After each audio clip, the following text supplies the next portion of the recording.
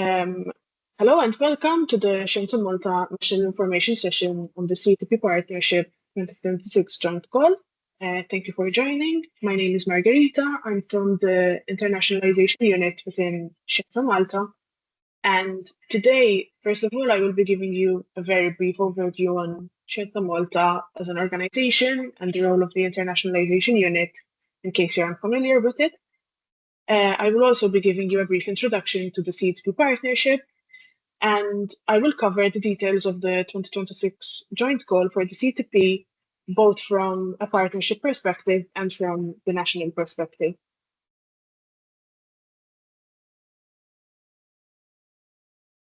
So for those of you who are unfamiliar with Scienza Malta, we are the national agency responsible for research, innovation, and space.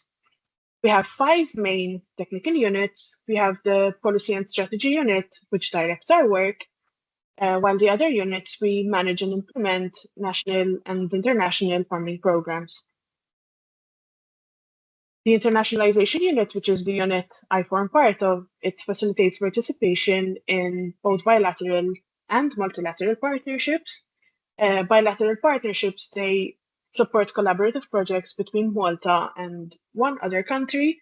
Usually these types of partnerships, they operate in a bottom-up manner, which means that the calls that they release, they're left pretty vague, and the researchers that are applying can propose their own specific research topic.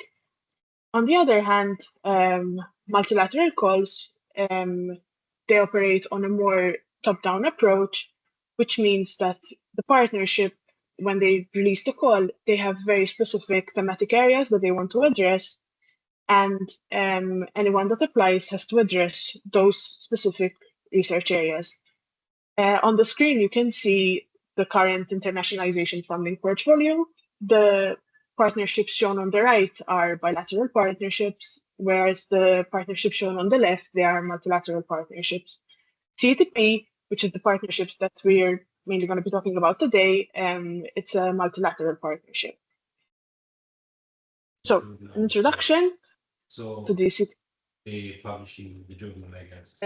Someone's unmuted. If you can please mute yourself. Thank you. So, as a brief introduction to the CETP partnership, it's a Horizon Europe co-funded partnership. It focuses on the clean energy transition, and its main aim is helping Europe become climate neutral by 2050. It brings together 40 funding agencies from 30 different countries. The partnership has thematic pillars, which are known as transition initiatives, or TRIs for short. When the partnership was formed, these TRIs were created to address the thematic challenges that the partnership wanted to focus on, and they are the basis for the research topic of each call that is released. Now, the TRIs, they do not change between one call and the other. However, every call addresses the TRIs differently, and they do this through identifying research areas of interest that are still related to the TRIs, and these are known as call modules. Now, for the 2026 joint call, 10 call modules were identified. Call module 1 is integrated energy system resilience in a changing environment. Call module 2, energy system flexibility in a high renewable energy sources scenario, energy generation, storage, and system integration. Call module 3A and 3B relates to advanced renewable energy technologies for power production from a research-oriented approach or from an innovation-oriented approach. Call module 4 is industrial carbon management. Call module 5, hydrogen and renewable fuels. Call module 6, stationary battery technologies and systems for climate neutral industry and built environment. Call module 7, heating and cooling technologies. Call module 8, integrated regional energy systems. Call module 9, integrated industrial energy systems, and call module 10, clean energy integration in the built environment. Please note that even though more than one call module might catch your fancy, every research project must identify one call module to address. So a research project cannot address more than one core module. So how does this CETP partnership, how does it work to participate? So first of all, the CETP partnership launches an annual joint call.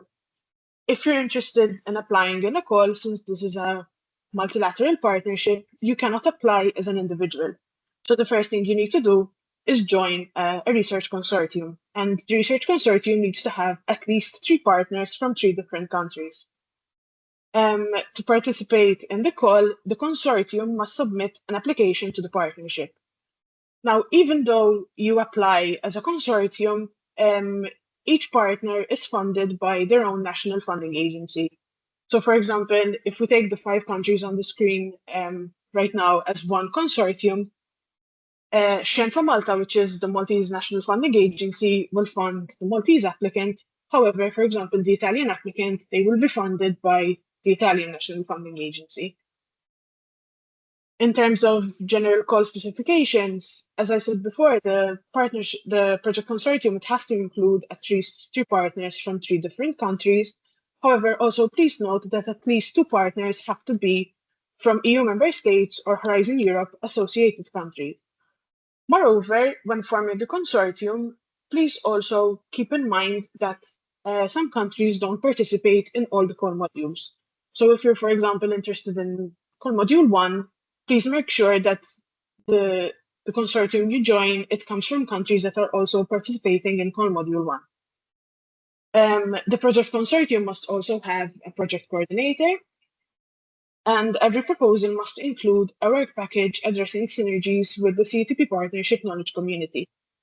The call also follows a 2-stage process involving both national and transnational applications. When we say a 2-stage process, it means that there's stage 1, where a pre-proposal is submitted, and stage 2, where a full proposal is submitted. The projects can last up to 36 months, and for Malta-based applicants, there is funding available of up to €500,000 per project. All consortium partners need a participant identification code and an ACE code, and projects can be between TRL1 and TRL8. However, please note that each different core module, they do have different TRL requirements, so please confirm with the call text set out by CETP see the specific rules for the core module that you're applying for. For those of you that are unfamiliar with TRLs or technology readiness levels, they're basically just a measurement system that's used to assess the maturity level of a particular technology, where TRL1 starts from just basic principles observed, and you can go all the way up to TRL9, where there's an actual system that's proven operational and it can go into manufacturing. Now, on top of the eligibility criteria that are set out by the partnership, Scienza Malta also have eligibility requirements of their own. So eligible entities, they must be registered and they must have an operating base in Malta. All Malta-based applicants must comply with the national rules for participation, and all Malta-based applicants must submit a national application form. Now, who is eligible for national funding? Limited liability companies, partnerships, professional bodies, volunteer organizations, research and knowledge dissemination organizations, public entities, cooperatives, and non-profit making organizations are all eligible. Depending on the type of entity you are eligible for different funding modalities. So non-economic entities, example, public entities and public research organizations, they are eligible for 100% funding, whereas economic entities, such as private entities, they can either choose the de minimis funding route or the GBER funding route.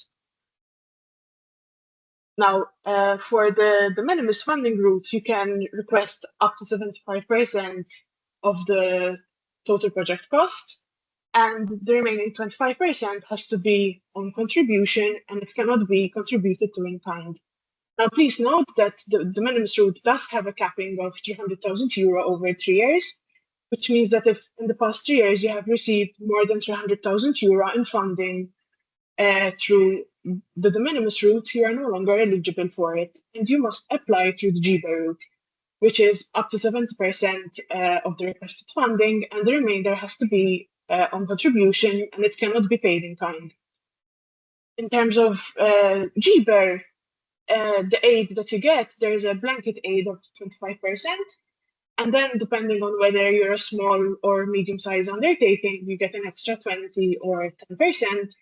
And then there's also an additional 25% on top, since these projects, they have effective collaboration and wide dissemination. In terms of eligible costs, personnel, specialized equipment and consumables, subcontracting, IP knowledge and transfer activities, travel and subsistence, and overheads and other operating expenses are all eligible. And I'm going to go into detail a bit more on each of them. So in terms of personnel, project management hours linked with research tasks can only be up to 10% of the total project value. Students can have a salary of 6,000 to 8,000 euro per year. And for full-time employees, they can claim a maximum of 1,720 hours per year. So the table shows the average hourly rate in 2027, 2028, and 2029.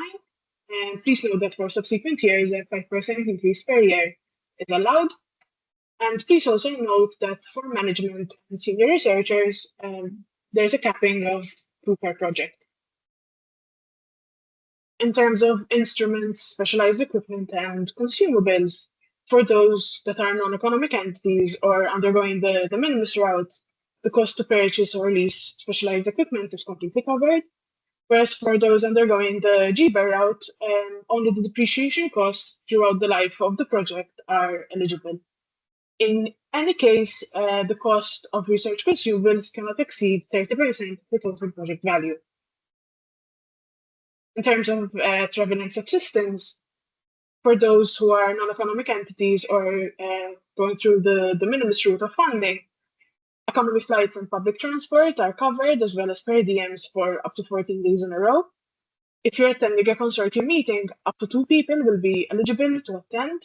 And if you're attending a conference, up to 2 people are eligible to attend every 6 months. For those applying under GBER, travel costs are not eligible to be claimed. In terms of subcontracted activities, they're allowed up to 25% of the project value, and they must follow fair procurement procedures. They need to be discussed with the call manager at application stage. IP knowledge transfer activities, the cost of knowledge transfer activities and patents that are bought or licensed from outside sources must be done at arm's length conditions, and they also need to be discussed with the call manager at application stage. In terms of overheads and other operating expenses, they are covered at 20% of direct eligible costs claimed. And when we say overheads, we mean costs that are not direct costs for the project, but they're still needed to support the research tasks. Now, of course, there are also some costs that are ineligible. Anything related to loans or interest is ineligible, as well as expenses which are recoverable through other funding mechanisms. The repurchase of the same equipment originally procured through other funding mechanisms, purchase or leasing of equipment and services from partners or their subsidiaries, standard office equipment, personnel hours for traveling, or any other costs that are not listed as eligible costs in the national rules. Now, I'm hoping that by now you're thinking, how do I apply to this call? I won't tell you. So, as I explained earlier, it's a 2-stage call. So the first stage is also known as the proposal stage. It's where you submit your proposal. So the coordinator of the consortium has to create an account on the CETP submission platform. And after obviously receiving input from all of the partners so that you can create a pre-proposal, the coordinator has to submit the pre-proposal form. An indicative budget is also required for each partner with the pre-proposal submission. Please note that even though this is an indicative budget, so it doesn't have to be accurate, the total cannot eventually increase. So please be careful when setting this indicative budget. Malta-based partners must also submit national documentation and annexes for the national rules to Scienza Malta. So public entities, public Arcadios, and private entities undergoing de minimis and GBA routes, they all have to submit a national application form as well as CVs. Public entities must submit a public entities annex, whereas public Arcadios must submit a public Arcadios annex, whereas private entities undergoing de minimis and GBA routes have to submit a memorandum and articles of association and the respective constitutive documents. This is an overview of the submission process for stage one. Obviously, the first thing you need to do is find and connect with prospective partners so you can form your consortium and jointly draft the pre-proposal application form. The coordinator will submit the pre-proposal application form by the CETP deadline, whereas the Malta-based partner has to submit their own national application to Scienza Malta by the Scienza Malta deadline. Please note that both deadlines are 8 October 2026, but please be careful because they are on different times. So just be sure to follow each respective deadline. Now, stage two, which is the full proposal submission, is upon invitation. So once they get the pre-proposal, the partnership evaluates the proposals that they receive. They will invite people to submit for proposal. The Secretariat will send the full proposal application template to the coordinators of the proposals that are invited to stage two. Once again, after meeting with the partners and after input from each partner and assembling a full proposal, the coordinator will submit the full proposal to the partners. However, Malta-based entities must once again submit national documentation and annexes as per the national rules. They must submit them to Scienza Malta. So public entities, public Arcadios, as well as economic entities going under the de minimis route and the GBA route, they all have to submit detailed budget breakdown form. Economic entities under the de minimis and the GBA route must also submit audited financial statements for the last 3 years. Those undergoing the de minimis route also have to submit a de minimis form, whereas those undergoing the GBA route have to submit an enterprise size declaration form and an undertaking in difficulty, as well as declarations for augmented aid intensity. This is the overall timeline for the 2026 joint call. So the deadline for proposal submission is the 8th October 2026. There will be expert evaluation from the partnership, as well as a general and national eligibility check by Scienza Malta. If you're invited to participate in stage two, the deadline for proposal submission is the 11th March 2027. Once again, there will be expert evaluation as well as a national eligibility check. And we should hear back about what projects were selected for funding by June 2027. This is where you enter the gap phase if your project is selected, and here you will have ample time to communicate with your consortium to sign a consortium agreement, as well as to communicate with Scienza Malta to sign a grant agreement. And your project, the tentative start date is anywhere between September and December 2027. Now, I'm sure you're wondering how can you manage to find partners for your consortium? And thankfully, there are quite a few partner search tools available. P2Match is the partner search tool that's set up by the CETP partnership. However, there's also Partfinder as well as Plumtree, and you can also contact us and we can direct you on how to go about finding partners. This is an example of the B2Match platform.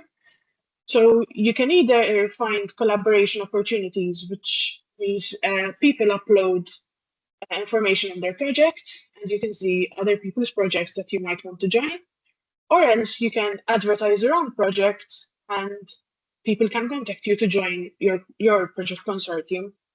There's also matchmaking opportunities where people, instead of advertising their projects, they advertise themselves. Even you can advertise yourself, and people can reach out to you to join their consortium, or else if you already have a consortium and you need a person with specific skill sets, you can reach out to them. CETP also has their own events page. They will be holding information sessions for the different call modules. So if there's a specific call module that interests you, please check out the event page to see if there is an information session organized for it. And they also often organize matchmaking sessions for the call modules, which can help you find partners more easily. Some other important links in documents is the call text. The call text is set out by the CETP partnership, and it gives you the details of the call, all the rules that you need to be made aware of on behalf of the partnership. So please familiarize yourself with it. There's also the national rules and application form, which are the Scienza Malta rules of eligibility, as well as other links, the CTP website and the Scienza Malta website, where you can find overall information about the call. Please note that this presentation will be shared and the links will be available on the presentation. So if you need any help organizing information sessions or one-to-one sessions for more tailor-made advice, please reach out to us. We can also help you get in touch with potential partners, or we can help you with any networking opportunities that you may have. Before I conclude, I want to invite my co-worker, Christy. She's going to say a few words about the A2P scheme, which is a relatively new scheme that we're offering, just for your information. Thank you very much, and thank you for all the detailed information, Margarita. I would just like to present two simple slides about the Access to Partnership scheme, which basically provides access to partnerships that Malta is not a national funding partner in. I would like to give a bit of information here because there are partnerships that are thematically adjacent or at least related to CETP that could be accessed through the A2P, such as, for example, the Driving Urban Transitions partnerships or the Biodiversa Plus partnerships. So in this case, through the A2P, Malta-based applicants would be able to get up to 300,000 per project to participate in these partnerships.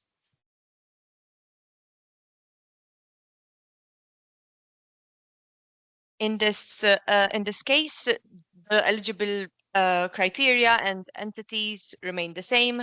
Eligible costs, there are not too many differences. Obviously, I would, however, encourage you to look at the A2P national rules and the call text of the particular partnership that you might be interested in, should you be looking at the A2P scheme. Same funding modalities also applied by the minister and non-state. However, further information, because some things might be different to the CETP, please speak to us if you are interested. Well, thank you so much. Thank you for your time.